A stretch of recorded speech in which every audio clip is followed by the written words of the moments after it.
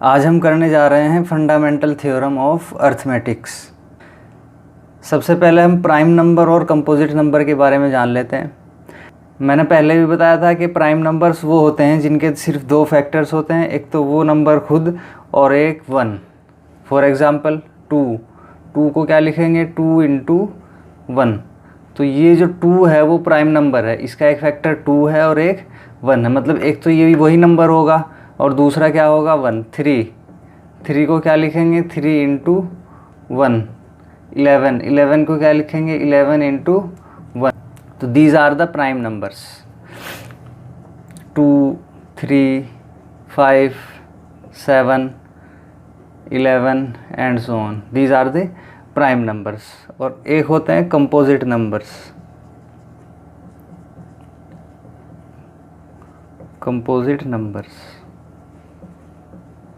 Composite numbers उसे कहते हैं जिसके 2 से ज़्यादा फैक्टर्स होते हैं। एग्जाम्पल 12, इसको कैसे लिख सकते हैं हम, 2 × 2 × 3। तो कंपोजिट नंबर्स को जो है वो फैक्टर्स की फॉर्म में लिखा जा सकता है। ये क्या है, इनके प्राइम फैक्टर्स हैं। और एग्जांपल लेते हैं, जैसे हमने 180 लिया, 180 को क्या लिखेंगे, 2 × 2 × 3 × 3 × 5, ऐसे लिख सकते हैं। या इसको लिख सकते हैं 2 की पावर 2 × 3 की पावर 2 × 5। ये क्या हुआ, इसका प्राइम फैक्टराइजेशन हो गया और इसको हमने इनकी पावर्स की फॉर्म में लिख दिया। यहाँ 2 × 2 था तो 2 की पावर 2 लिख दिया, 3 × 3 तो 3 की पावर 2 लिख दिया, यहाँ 5 लिखा हमने। अच्छा, किसी भी कंपोजिट नंबर्स को किसकी फॉर्म में लिखा जा सकता है, उसके जो प्राइम फैक्टर हैं उनके पावर्स के प्रोडक्ट के फॉर्म में लिखा जा सकता है। क्या लिखेंगे,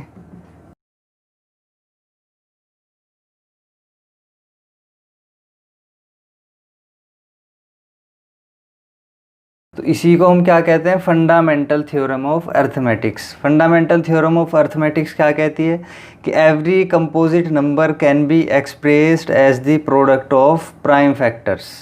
तो किसी भी कंपोजिट नंबर को कैसे लिखा जा सकता है, प्राइम फैक्टर्स के प्रोडक्ट्स में लिखा जा सकता है।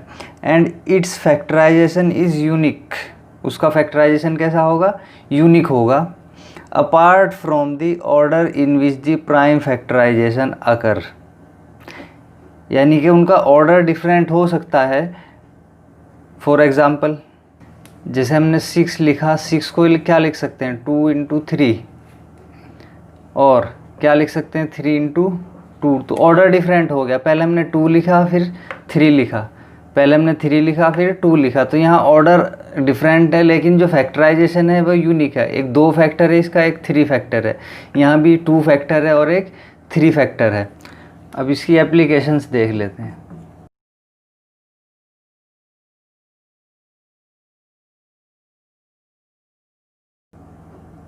First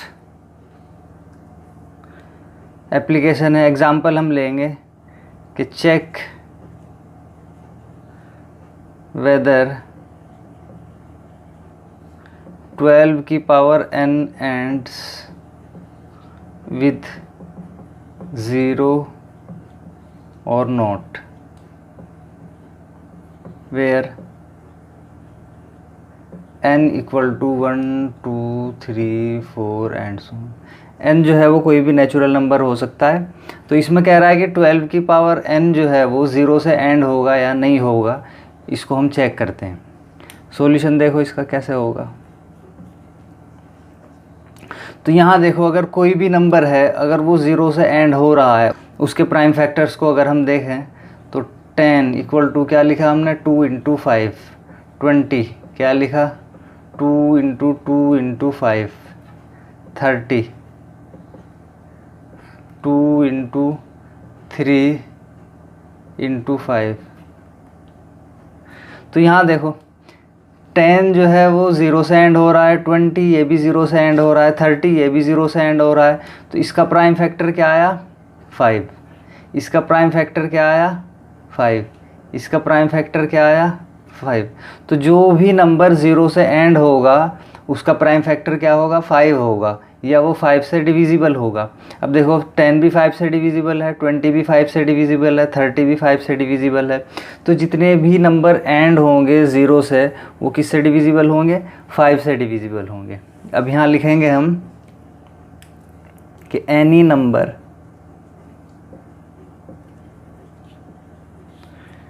ends with 0 must be divisible by 5, divisible by 5, और prime factorization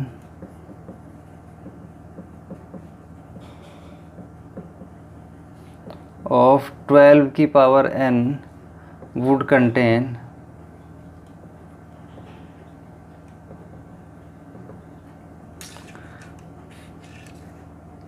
prime 5। It means अगर हम 12 की पावर n का प्राइम फैक्टराइजेशन करें कि उसका जो प्राइम फैक्टर आएगा वो एक प्राइम फैक्टर कोई भी होगा वो 5 ज़रूर होगा उसमें। जैसे मैंने एग्जांपल लिए थे यहाँ 10, 20, 30, 40, जितने भी आप एग्जांपल लो जो 0 से एंड हो रहे हैं तो उनके प्राइम फैक्टराइजेशन में एक फैक्टर क्या आएगा? 5 फैक्टर ज़रूर है। नाउ अब हम देख लेते हैं 12 की पावर n को क्या लिखेंगे हम? 12 को कैसे लिख सकते हैं? 2 × 2, 2 2 जा 4, 4 3 जा 12, तो 12 की पावर n हो जाएगा। तो सबकी पावर n है, अगर हम पावर को डिस्ट्रीब्यूट करें तो 2 की पावर n आएगा, इंटू 2 की पावर n आएगा, इंटू 3 की पावर n आएगा। अब देखो जो 12 है उसका प्राइम फैक्टराइजेशन क्या आया है? 2 × 2 × 3, और 12 की पावर n का अगर हम प्राइम फैक्टराइजेशन करेंगे उसमें भी प्राइम फैक्टर क्या आएंगे? 2 आएंगे और 3 आएगा। 2 की पावर n कुछ भी हो सकता है, 1 2 3 4 एंड सो ऑन। 2 की पावर अगर हम 5 लेंगे तो 2 × 2 × 2 × 2 5 टाइम्स होगा।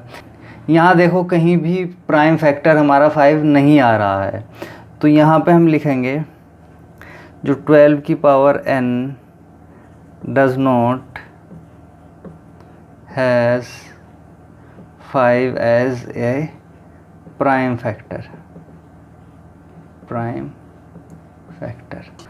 तो यहाँ लिख सकते हैं सो it never ends with 0, 0 से एंड नहीं होगा। नेक्स्ट है second, to find LCM and HCF of given numbers।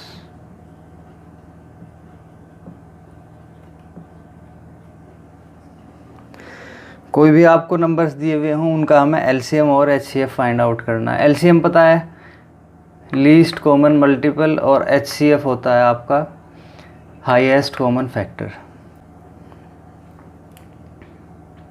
तो HCF कैसे निकालते हैं हम? HCF क्या होता है आपका?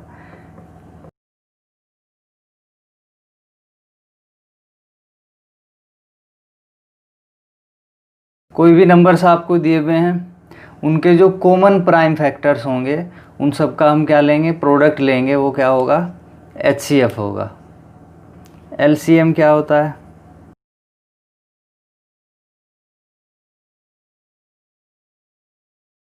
यहाँ देखो HCF क्या होगा? Product of the each common prime factors of A given numbers. जो भी आपके नंबर दिए हुए होंगे उनका पहले प्राइम फैक्टराइजेशन करेंगे, फिर उसमें से देखेंगे कि कौन कौन से कॉमन फैक्टर्स हैं और उन सब का प्रोडक्ट हम निकाल लेंगे, वो क्या होगा? HCF होगा। LCM में क्या करेंगे? पहले हम प्राइम फैक्टराइजेशन लिखेंगे, उनको पावर्स की फॉर्म में लिखेंगे, और सबकी जो ग्रेटेस्ट पावर होगी उन सब का मल्टीप्लिकेशन करेंगे, वो LCM होगा। एग्जाम्पल हम ले लेते हैं 12 एंड 20, इनका हमें LCM निकालना है और HCF निकालना है प्राइम फैक्टराइजेशन यूज़ करके। 12 को क्या लिख सकते हैं? 2 × 2 × 3, 2 2 जा 4, 4 3 जा 12 इक्वल टू, हम इसको लिख सकते हैं 2 की पावर 2 इंटू 3 की पावर 1। 20 को क्या लिखेंगे, 20 इक्वल टू 2 इंटू 2 इंटू 5। तो यहाँ क्या लिखेंगे, 2 की पावर 2 एंड 5 की पावर 1। तो सबसे पहले हमें क्या देखना है, इनका HCF।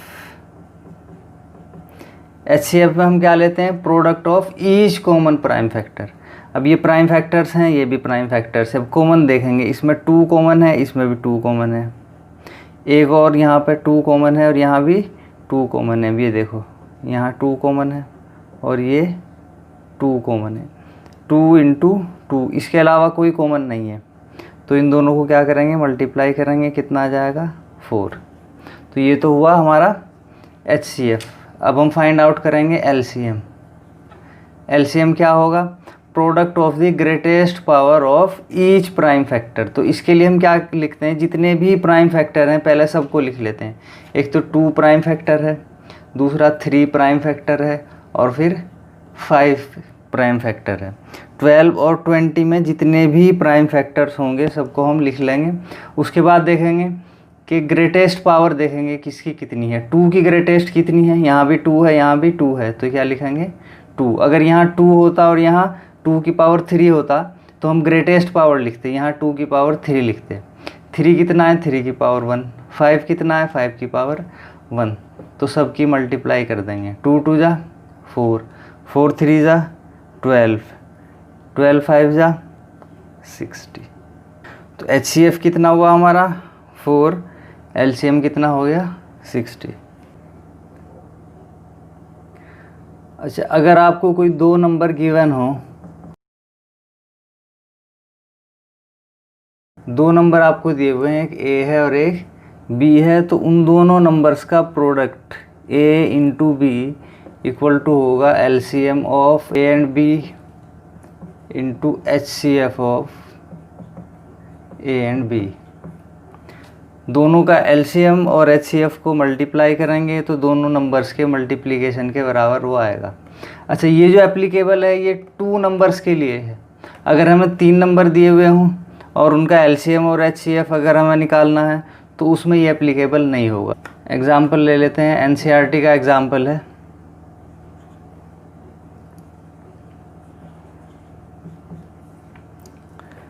फाइंड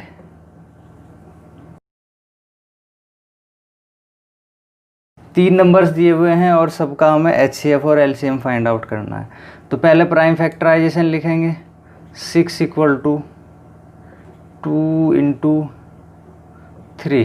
इसको ऐसे लिख सकते हैं 2 की पावर 1 इंटू 3 की पावर 1, पावर्स की फॉर्म में लिख लो।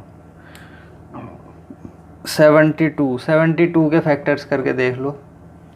2 से डिवाइड करेंगे 36 आएगा, 2 से 36 को डिवाइड करेंगे 18 आएगा, 2 से 18 को डिवाइड करेंगे 9 आएगा, 3 से 9 को डिवाइड करेंगे 3 आएगा, फिर 3 1 जा 3। तो यहाँ लिख सकते हैं 2 इंटू 2 इंटू 2 इंटू 3 इंटू 3। तो यहाँ 2 की पावर 3 हो गया इंटू 3 की पावर 2। 120 को भी ऐसे ही फैक्टर करके देख लेंगे। 120 के फैक्टर्स क्या होंगे, 2 इंटू 2 इंटू 2 इंटू 3 इंटू 5। तो यहाँ हो जाएगा 2 की पावर 3 इंटू 3 की पावर 1 होगा इंटू 5 की पावर 1 हो जाएगा। अब पहले हम लिखेंगे HCF। HCF क्या बताया था मैंने कि जितने भी कॉमन फैक्टर्स होंगे उन सब का मल्टीप्लिकेशन। तो यहाँ जो है 2 इसमें भी है, यहाँ भी है और यहाँ भी है, तीनों में जो है 2 कॉमन है। देखो तो 2 लिखेंगे इंटू 2 इन दोनों में कॉमन है लेकिन इसमें नहीं है, तो बस एक ही 2 लिखा जाएगा जो कि तीनों में कॉमन है। उसके बाद 3 देखेंगे, 3 यहाँ भी है और 3 यहाँ भी है और 3 यहाँ भी है, 2 इंटू 3। इसके अलावा कोई कॉमन फैक्टर नहीं है। तो HCF कितना हो गया, 3 2 जा 6। LCM एलसीएम में क्या करेंगे, पहले जितने भी फैक्टर्स हैं उन सबको लिख लेंगे, जितने भी प्राइम फैक्टर्स हैं। एक तो 2 है, एक 3 है और एक 5 है, इनके अलावा कोई और फैक्टर नहीं है। अब इनकी ग्रेटेस्ट पावर देखेंगे। 2 की ग्रेटेस्ट पावर कितनी है, 2 की पावर 1 है, यहाँ 3 है, यहाँ भी 3 है, तो ग्रेटेस्ट पावर कितनी है 2 की, 3। अब 3 की ग्रेटेस्ट पावर देखेंगे, यहाँ 3 की पावर 1 है, 3 की पावर 2 है, यहाँ भी 3 की पावर 1 है, तो यहाँ 3 की पावर 2, तो 3 की पावर 2 जो है ग्रेटेस्ट है। 5 तो एक ही है और इसकी पावर 1 ही है, तो यहाँ मल्टीप्लाई करेंगे। 2 2 जा 4, 2 जा 8 इंटू 3 3 जा 9 इंटू 5, 8 5 जा 40, 40 को 9 टाइम्स करेंगे, 4 9 जा 36, तो 360 जो है हमारा एलसीएम आया है। तो एलसीएम 360 होगा और एचसीएफ 6 होगा। तो ये था हमारा फंडामेंटल थ्योरम ऑफ अर्थमेटिक्स और उसकी एप्लीकेशंस। अब नेक्स्ट हम एक्सरसाइज करेंगे इसकी।